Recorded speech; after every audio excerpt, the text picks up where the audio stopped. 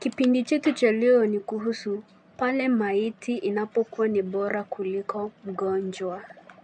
Ni mazungumzo baina ya marafiki wawili, Aisha na Melissa.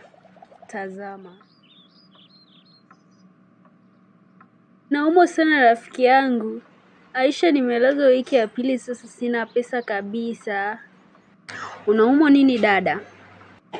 Homa imenibana kweli aisee, na naona pesa za kugharamia matibabu zinaisha kabisa. Ningekusaidia Aisha, bahati mbaya kuna kiwanja tulipatana na muuzaji majuzi ndo nataka kesho nikanunue. Sawa dada, ila siko vizuri kabisa kipesa. Nisaidie walau kidogo ndugu yangu. Iko hivi, bajeti zote tunazopanga mimi na mume wangu huwa hazivunji ndugu yangu. Nimebakiwa na hiyo 1,000,000 tu ya kiwanja. Ukinisaidia hata 200,000 tu inatosha rafiki yangu. Nikipona tu nitakulipa. Nitazirudisha. Hapo itakuwa ngumu kidogo. Na vipi, umejaribu kuupigia uongozi wa chama chetu cha wafanyabiashara?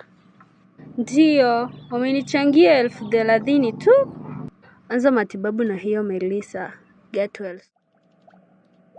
Baada ya Melissa kufariki, Aisha na chama cha wafanyabiashara walielekea pale nyumbani kwa kina Melissa kwa mkutano wa upangaji wa mazishi yake. Aisha rafiki yake Melissa aliweza kusema. Bi Melissa alikuwa rafiki yangu mkubwa tulioshibana. Tulishirikiana katika mambo mengi sana. Hivyo mimi kama rafiki aliyekuwa zaidi ya ndugu natoa mchango 1,000,000 cash. Sisi kama wanachama cha wafanyabiashara tumehuzunishwa sana na taarifa hii, kwani Bi Melissa alikuwa mtu muhimu sana katika chama chetu. Ameacha pengo kubwa halitazibika. Sisi tutagharamia gharama zote za hapa msibani, kuanzia chakula, usafiri hadi mazishi yote ya Aisha. Tujifunze kitu hapa mpenzi mtazamaji. Kumbuka Aisha alipoenda pale katika mkutano wa upangaji wa mazishi ya rafiki yake Melissa, alisema kuwa atatoa mchango wa 1,000,000 cash.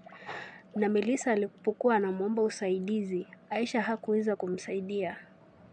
Ujumbe wangu kwenu kwa wanaonitazama ni, naomba ifike kipindi tubadilike kwa kuanza kumdhamini mgonjwa kuliko maiti.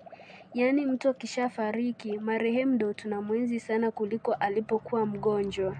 Maana kudhamini maiti, marehemu kuliko mgonjwa ni unafiki uliopitiliza sana.